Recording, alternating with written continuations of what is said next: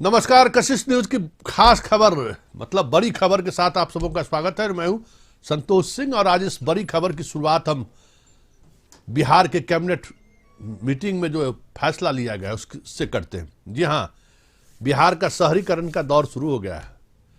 पंचायती राज व्यवस्था में पंचायतों का कायाकल्प हुआ या नहीं हुआ, यह तो सवाल अब भी कह सकते हैं कि अंधेरे में है। लेकिन अब ऐसे छोटे शहरें जहां 25-50-100 दुकानें हैं, शहर उसको नहीं कह सकते। अब जैसे समस्तीपुर जिला की अगर हम बात करें तो मुसरी घरारी, अब वो पंचायत नगर पंचायत में होंगे।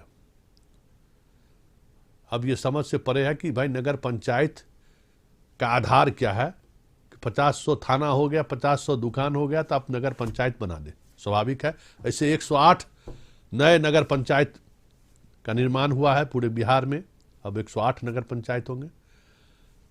कुछ नगर पंचायत को रोसड़ा जैसे दलसिंहसराय जैसे नगर पंचायत को नगर परिषद में प्रमोट किया गया है।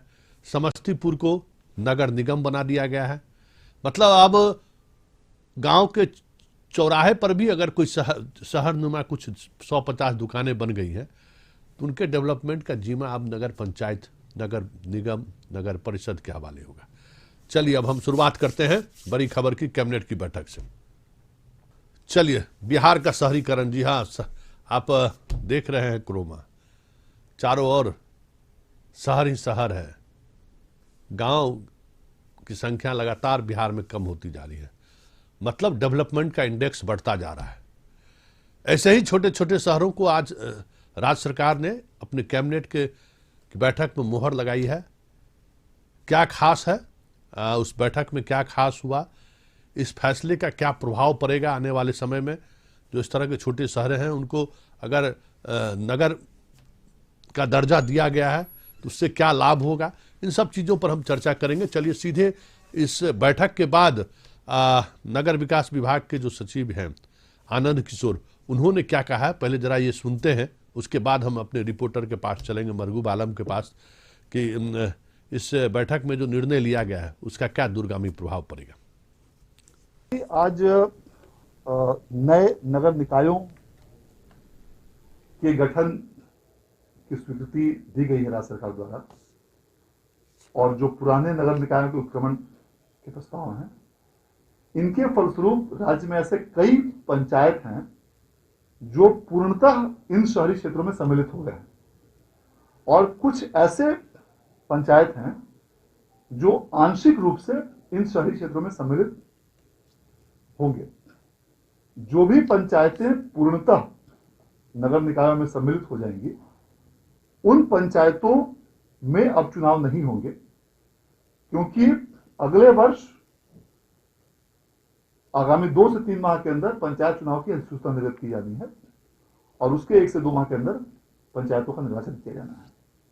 तो जो भी पंचायत पूर्णतः नगर निकाय में सम्मिलित हो गए, अब वहां पर ग्राम पंचायत का निर्वाचन नहीं होगा, और जो भी आंशिक रूप से इन नगर निकायों में सम्मिलित हुए हैं, वहां पर उसके पुनर्गठन, उन पंचायतों के पुनर्गठन की कार्रवाई संबंधित जिला पदाधिकारियों द्वारा की जाए। चलिए अब सीधे रांची चलते हैं। इस वक्त खबर ये आ रही है कि रांची से तेज प्रताप लालू से मुलाकात करके बाहर निकले। देखिए मीडिया से वो क्या बात कर रहे हैं। पिता का आशीर्वाद लो और बस मिलने आए। हाँ, किडनी में खराबी है, उनको प्रॉब्लम है। तो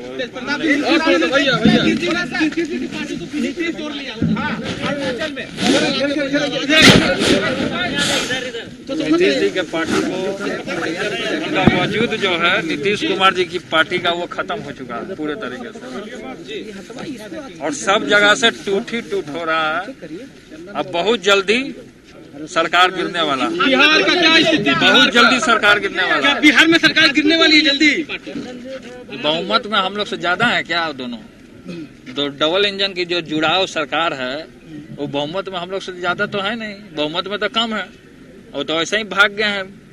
बीजेपी का काम है खा जाना सबको, कोई भी पार्टी आए उसका काम है वो अंदरूनी तरीके से खा जाती है। बीजेपी बीजेपी तो आप लोग तैयारी में है सरकार बनाने की? सरकार काहे नहीं बनाएंगे हम लोग? पूरी जो किसान का जिस तरीके से जो मुद्दा छिड़ा हुआ है इसमें तो सरकार फंस चुकी है खुद। बंगाल में क्या होगा? प्रताप यादव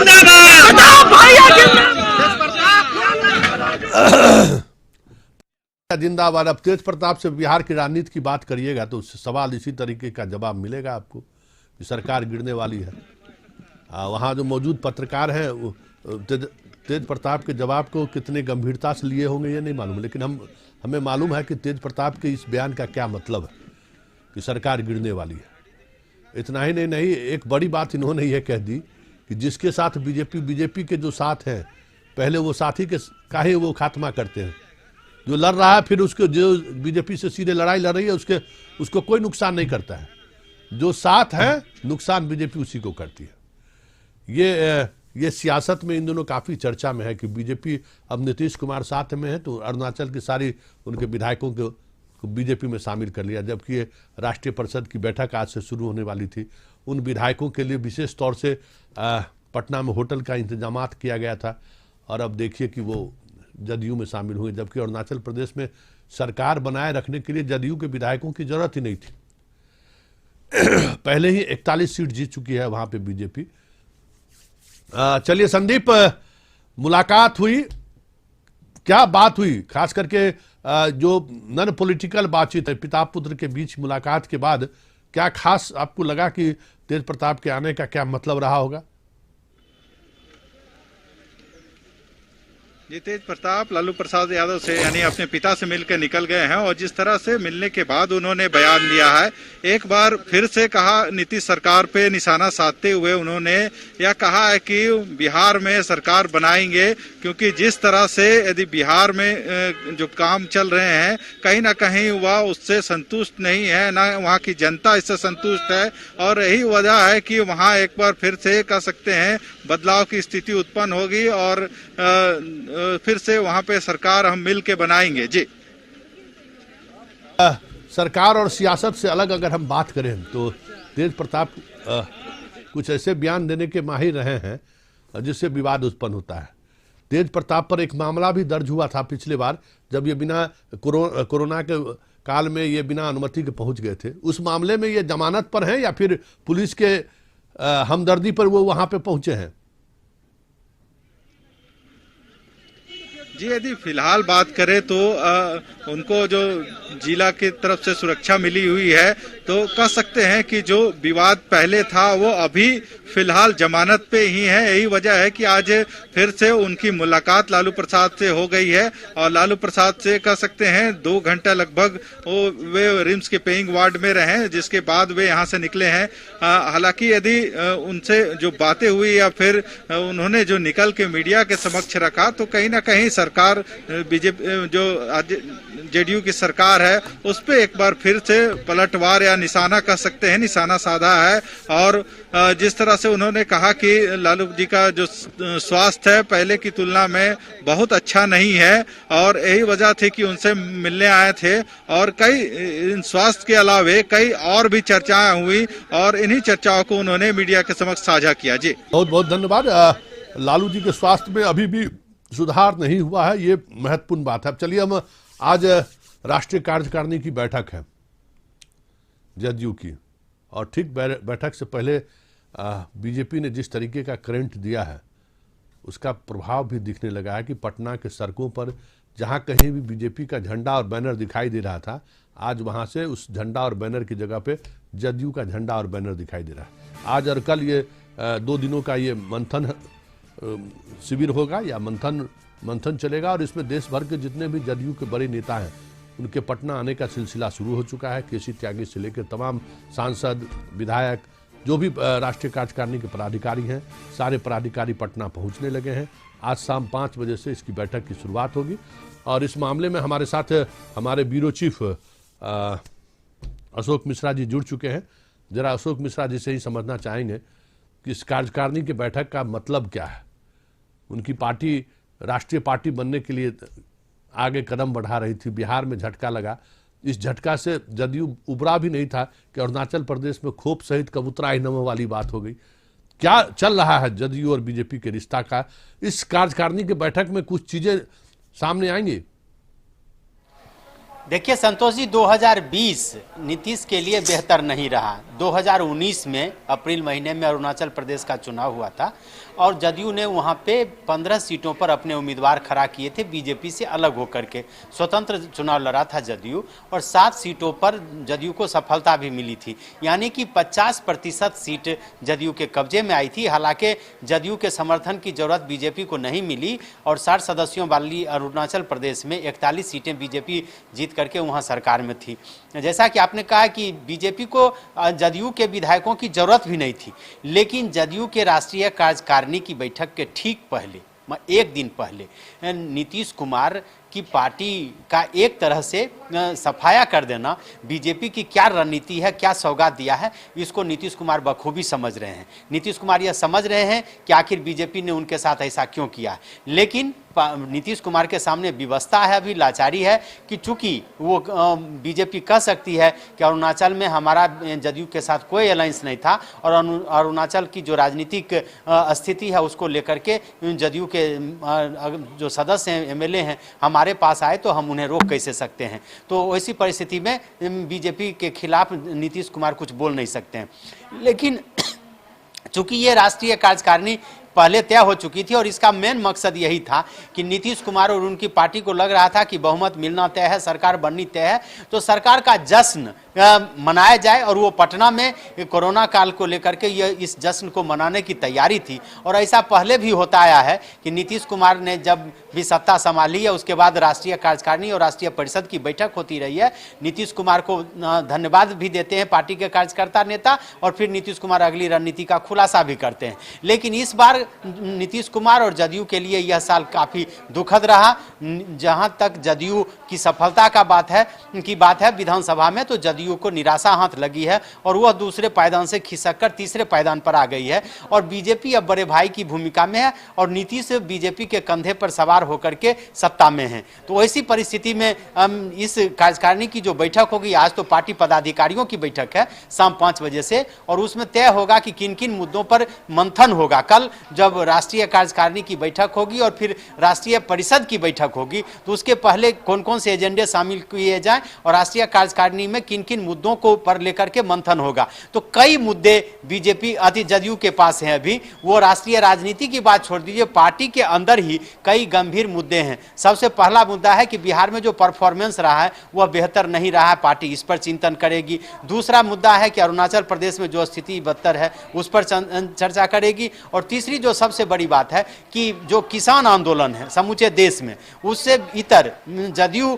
का स्टैंड रहा है। तो ऐसी परिस्थिति में क्या अन्य राज्यों में जदयू अपना पैर पसार पाएगी? खास करके बहुत बहुत धन्यवाद आपको। और हमें लगता है कि इस कार्यकारिणी की बैठक के सहारे नीतीश बीजेपी को मुश्किलें जरूर खड़ी करेंगी, खास करके किसान आंदोलन को लेकर। कृषि त्यागी का बयान भी कुछ ऐसा ही रहा है कि एक मित्रवत पार्टी के साथ इस तरह का आचरण सही नहीं है। चलिए बुलेटिन जारी रहेगी, लेकिन पहले एक छोटा सा ब्रेक ले लेते हैं।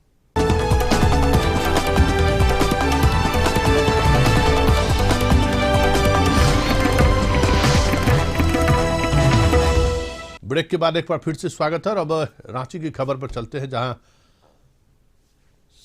रघुवर दास वैश्य सम्मेलन के सहारे अपने खोए हुए जनाधार को फिर से लौटाने की कोशिश में जुट गए हैं।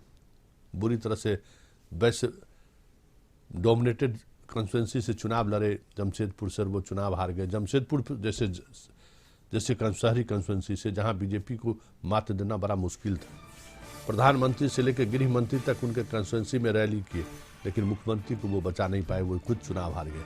अब चलिए वैश्य सम्मेलन के सहारे अपने आप को फिर से स्थापित करने की वो कोशिश कर रहे हैं और बीजेपी के जितने वैश्य बड़े नेता हैं उनकी इस सम्मेलन में भागीदारी हुई है। जरा अब बात करते हैं अपने संवाददाता नैयर से।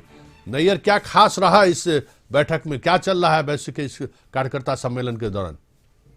देखिए, वैसे संगठन के द्वारा जो मांग है वो 27% आरक्षण को मांग को लेकर ये ये सम्मेलन किया गया था और एक वैश्य आयोग का जो आयोग है उसका गठन करने की मांग थी। इसको लेकर बहुत भव्य तरीके से सम्मेलन किया गया, जिसमें रांची के सांसद, गिरिडीह के सांसद और विधायक जो हटिया के वो भी उसमें शामिल थे और हमारे पूर्व जो मुख्यमंत्री रघुवर दास थे वो भी उसमें मुख्य अतिथि के रूप में शामिल थे। जिसमें मुख्य अतिथि के रूप में शामिल होने के बाद जो रघुवर दास ने वर्तमान सरकार पर एक तरह से कटाक्ष करते हुए कहा कि 1 साल होने को है लेकिन अभी तक से सरकार का कोई भी हाथ या पांव काम नहीं कर रहा है, वो सिर्फ विज्ञापन में काम हो रहा है, यानी कि जमीनी जो हकीकत है वो नहीं कहीं नजर नहीं आ रही है। तो कहीं ना कहीं इस सरकार को आड़े हाथों लेते हुए उन्होंने वैश्य आयोग के जो कार्यकर्ता थे उनसे भी पूछा कि 5 साल जो हमारी जो सरकार थी वो 90% जो निश्चय पत्र हमने जो दिया था वो 90% पर काम किए, लेकिन सरकार ने यहाँ बताया था, वर्तमान सरकार में आने से पहले गठबंधन सरकार ने लोगों से वादा किया था कि 72,000 रुपए बेरोजगारों को दिया जाएगा और सरकारी नौकरी जो है यहाँ के लोगों को दिया जाएगा। लेकिन रघुवर सरकार ने उसे आड़े हाथों लेते हुए कहा कि मैंने जो नौकरी यहाँ के लोगों को दी, यहाँ स्थानीय लोगों को दी, इस सरकार पे आरोप लगा रही है कि ये विज्ञापन की सरकार है, जबकि रघुवर दास अपने शासनकाल में मुंबई के जिस एजेंसी के थ्रू पूरे देश में बढ़ता झारखंड अभियान छेड़ा था, करोड़ करोड़ रुपए उस विज्ञापन पर खर्च हुए थे। आज भी वो विवाद का हिस्सा होगा। लेकिन चलिए, सियासत इसी को कहते हैं। सत्ता में से जब लोग बाहर आते हैं तो सत्ता के सियासत पर श्रद्धांजलि करती है। चलिए अब हम दूसरी खबर, और ये महत्वपूर्ण खबर है, श्रद्धांजलि पर सियासत भारी। जी हाँ,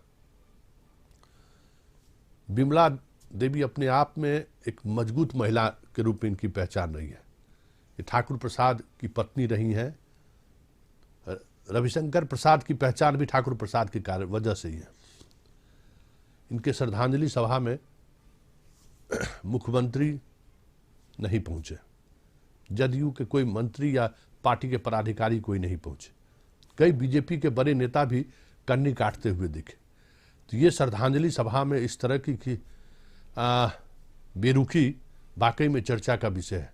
खास करके सीएम इस तरह की राजनीति से काफ़ी परहेज करते हैं, और अंतिम संस्कार में शामिल होना या फिर श्रद्धांजलि सभा में शामिल ना होना, ये एक अजीब गरीब बात है। इस तरह की चीज़ें कभी नीतीश कुमार जैसे मजे हुए पॉलिटिशियनों से ये उम्मीद नहीं की जा सकती है। चलिए, हमारे साथ फोन लाइन पर जुड़ गए हैं गौतम। जरा गौतम से ही जानना चाहते हैं। गौतम, लगातार कल से उनका डेड बॉडी उनके नागेश्वर कॉलोनी स्थित आवास पर रखा हुआ था। आज 11:30 पर उनका अंतिम संस्कार हुआ। कौन कौन से नेता इसमें शिरकत किए हैं? जी देखिए, बीजेपी के वरिष्ठ नेता रविशंकर प्रसाद है, उनके तमाम जो बीजेपी के प्रदेश स्तर के नेता है वो तमाम लोग वहां पर मौजूद थे। आज घाट पर जो कहा जा सकता है दीघा घाट पर अंतिम संस्कार हुआ। मुखाग्नि जो है उनके सबसे छोटे बेटे संजीव शंकर ने दिया है, और रविशंकर प्रसाद समेत जो उनकी बहन है, 3 बहनें हैं, तीनों भाई मौजूद थे। मुख्य न्यायाधीश पटना हाईकोर्ट संजय करोल भी जो है इस जगह पर मौजूद थे, वहां पर वो भी पहुंचे थे। और बीजेपी के देश स्तर के सब सुशील कुमार मोदी हो, चाहे किशोर यादव हो, विधायक संजीव चौरसिया हो, तमाम लोग जो है इस अंतिम संस्कार कार्यक्रम में मौजूद थे। और पूरा संस्कार का कार्यक्रम जब तक चल रहा है उस समय तक रविशंकर प्रसाद जी वहां पर मौजूद रहे थे। तो इसमें जो बीजेपी के स्तर के नेता है, प्रदेश अध्यक्ष अजय जायसवाल भी पहुंचे थे, सभी लोग पहुंचे थे। मगर इस अंतिम संस्कार में मुख्यमंत्री नीतीश कुमार के आने की संभावना थी, वो संभावना वहां पर जो व्यक्त की जा रही थी वहां पर नहीं पहुंचे। अंतिम संस्कार का कार्यक्रम हुआ और सभी लोग वहां पर मौजूद रहे थे। मंत्री का नहीं पहुंचना, चर्चा क्या चर्चा हो रही थी कि मुख्यमंत्री क्यों नहीं पहुंचे? खुल के तो इस विषय पर बात नहीं कर रहे थे, मगर अंदर जो है लोग अंदर आने से जो बातें हो रही थी, क्योंकि दुख का समय था, जो जिनकी जैसे ये श्रद्धा थी वो स्तर से पहुंचे हुए थे। मगर मुख्यमंत्री जब नहीं पहुंचे तो उसको लेकर बातें जरूर हो रही थी कि मुख्यमंत्री नीतीश कुमार हैं और लगातार जो एनडीए बिहार में एक साथ है, बीजेपी और जदयू। रविशंकर प्रसाद एक ऐसे बड़े चेहरे हैं बीजेपी के जो केंद्रीय स्तर पर मंत्री भी है, बिहार के पटना साहिब के सांसद भी हैं। तो नीतीश कुमार से नजदीकियां बहुत ज्यादा हैं उनकी, मगर जब नहीं पहुंचे तो कुछ लोग उम्मीद कर रहे थे कि नीतीश कुमार जी आज आएंगे, क्योंकि कल भी उनके घर पर अंतिम दर्शन का समय था, वहां पे जब वो नहीं पहुंचे। आज जो वहां पर घाट पर आने का संभावना, मगर कैबिनेट की बैठक एक थी और उसके बाद जो है राज्य कार्यकारिणी की बैठक जब थी, तो उस तमाम चीजों को लेकर प्रयास लगाया जा रहा है कि शायद वहां पे जो भी डेलीगेट्स आए हुए उनसे मुलाकात कर रहे हैं घर पर, मगर वहां पर उम्मीद थी कि मुख्यमंत्री नीतीश कुमार जी पहुंचेंगे और इस जो दुख का समय है वहां पर रविशंकर जी का साथ होते हैं। चलिए, बहुत बहुत धन्यवाद। हमारे साथ मिसाल जो लगातार इस श्रद्धांजलि सभा के दौरान गौतम मौजूद रहे थे। गौतम ने कहा कि चर्चाएं तो स्वाभाविक है कि मुख्यमंत्री नहीं पहुंचे, इसको लेकर केंद्रीय मंत्री हैं, पटना में उनका राजनीतिक विरासत रहा है, कौन ऐसा शख्सियत नहीं रहा है जो आज की तारीख में जो उनके घर नहीं जाते थे। चलिए, अब हम आपको धन्यवाद ले चलते हैं। कवार रेलवे का एक सकारात्मक चेहरा हम आपको दिखाते हैं। हालांकि रेलवे को लेकर बहुत तरह की भ्रांतियां हैं, लेकिन अब देखिए किस तरीके से टूटी फूटी सामग्री को लेकर रेलवे ने एक सजावटी सामान बनाया है और एक अलग तरह का एक दिखाने की ये कोशिश हुई है कि देखिए हम अपने जो बर्बाद हो रहा है सामान है उसको किस तरीके से उसका इस्तेमाल हम कर रहे हैं। डिफरेंस दो दृष्टिकोण से है। एक तो कॉस्ट के दृष्टिकोण से है। पहले हम लोग को एक पूरा सेट सिस्टम लगाना पड़ता था जिसकी कॉस्टिंग लगभग 15 से 20 लाख होती थी और हम लोग निर्भर रहते थे बाहरी कंपनी पे। और दूसरा क्या होता था, उसमें जो डीवी को टेस्ट करना है तो डीवी को कोच से उतार के उस स्थान तक ले जाना पड़ता था, उसमें भी मैन पावर हमारा यूटिलाइज होता था। और अभी क्या है, इसको जीरो कॉस्ट कह सकते हैं या इन हाउस जो हमारे पास पार्ट्स है उसी को असेंबल करके हम लोगों ने बनाया है और कोच से डीवी को उतारने की भी ज़रूरत नहीं है, वहीं पे जाके इस गैजेट के सहारे हम लोग उस काम को कर सकते हैं। चलिए, बहुत बहुत धन्यवाद। अब हम अच्छा काम के लिए उन्हें धन्यवाद भी मिलना चाहिए। अब चलिए हम लातेहार की खबर पर चलते हैं, जहां सीआरपीएफ के जवान ने खुद को गोली मार के आत्महत्या कर लिया है। क्या वजह है, जरा इस वजह को समझने के लिए हम सीधे चलेंगे अपने लातेहार संवाददाता के पास और ये जानने की कोशिश करेंगे कि आखिर क्यों उन्होंने ये कदम उठाया है। एक बड़ी बात है, सीआरपीएफ के जवान लगातार नक्सली मूवमेंट से जुड़े रहते हैं और बड़ी मुश्किल होता है उनको ड्यूटी के दौरान, बहुत तरीके का कष्ट उन्हें झेलना पड़ता है, घर परिवार से दूर रहते हैं। आखिर वजह क्या रही? चलिए, हमारे लातेहार संवाददाता मनोज जुड़ गए हैं। जरा हम जानना चाहेंगे कि मनोज जी, क्या वजह रही, किस वजह से आत्महत्या किया? प्रथम दृष्टया क्या पुलिस कह रही है? सर, पुलिस प्रथम दृष्टया कुछ भी कहने से इनकार कर रही है। सर, अगर हम लोग प्रथम दृष्टया की बात करें तो चूंकि लेकिन फिर भी कशिश के पास में जो सूत्रों से हवाले से खबर जान पड़ी है, उसमें देर रात्रि जवान और परिवार के बीच में कुछ वार्ता हुई थी और वार्ता के बीच में घर आने का संबंध में बीच में वार्ता हुई थी, तो जिसमें फिर सामने से बताया गया था कि अभी मेरे साथ में ड्यूटी का कुछ ऐसा परेशानी चल रहा है, छुट्टी नहीं मिल रही है, तो जिसको लेकर ये फिर बीच में तनाव में आया है। जो सुबह तक सब कुछ सामान्य था, फिर से ये दोपहर पूरी एकाएक घटना हुई है। बैरक में जवान थे, भोजन का सब व्यवस्था चल रहा था, उसी बीच में एकाएक बैरक के बीच में फायरिंग की आवाज आती है और अफरा तफरी परिसर में पूरी तरह मच जाती है। चलिए, बहुत बहुत धन्यवाद। पारिवारिक वजह से ये अभी प्रथम दृष्टया लग रहा है कि पारिवारिक वजह से इन्होंने आत्महत्या की। चलिए, हम दूसरी खबर चलते हैं गुमला, जहां बिशनपुर पुलिस को बड़ी कामयाबी मिली है और 5 नक्सली नेता को उन्होंने गिरफ्तार किया है। चलिए, इस बारे में अधिक जानकारी के लिए हम चाहेंगे कि हमारे गुमला संवाददाता से फोन लाइन पे बातचीत हो और ये जानना चाहेंगे कि किस स्तर के ये नक्सली नेता हैं और कैसे गिरफ्तारी हुई है। जरा हमारी आवाज़ अगर आप तक पहुंच रही हो तो सीधा सवाल है, इस गिरफ्तारी से नक्सली जो उग्रवाद है उसको कितना प्रभावित होगा? चलिए, इनसे संपर्क नहीं हो पा रहा है। अब चलिए जमशेदपुर चलते हैं, जहां जमशेदपुर से एक बड़ी खबर इस वक्त आ रही है कि गैस सिलेंडर विस्फोट होने से 2 महिलाएं खाना बना रही थी, उसी में सिलेंडर विस्फोट होता है और 2 महिलाओं की मौत हो जाती है। जमशेदपुर जैसे शहर में, जहां इंडस्ट्रियलाइजेशन की अगर बात करें, औद्योगिकीकरण की हम बात करें, तो बिहार और झारखंड के सबसे बड़े शहरों में उसकी एक गिनती होती है। मतलब वहाँ भी अभी घर घर पाइपलाइन नहीं बिछाया गया है, जो केंद्र सरकार की सबसे बड़ा ड्रीम प्रोजेक्ट है। हम सीधे चलेंगे मनोज जी के पास और मनोज जी से जानना चाहेंगे कि आखिर ये घटना घटी क्यों, क्योंकि जमशेदपुर जैसे शहर में हमें लगता है कि पाइपलाइन के माध्यम से हर घर में गैस पहुंचाने की सरकार की जो योजना है, सबसे पहले अगर देश के शहरों में अगर लगाने का काम अगर शुरू हुआ है तो उसमें जमशेदपुर को प्राथमिकता मिलनी चाहिए थी, क्योंकि औद्योगिक नगरी के रूप में जमशेदपुर की पहचान है। और मनोज जी से संपर्क नहीं हो पा रहा है। चलिए अब इस खास बुलेटिन को यहीं समाप्त करते हैं, फिर इसी तरीके के बड़ी खबरें के साथ हमारी कल इसी समय मुलाकात होगी। फिलहाल मुझे इजाज़त दीजिए, नमस्कार।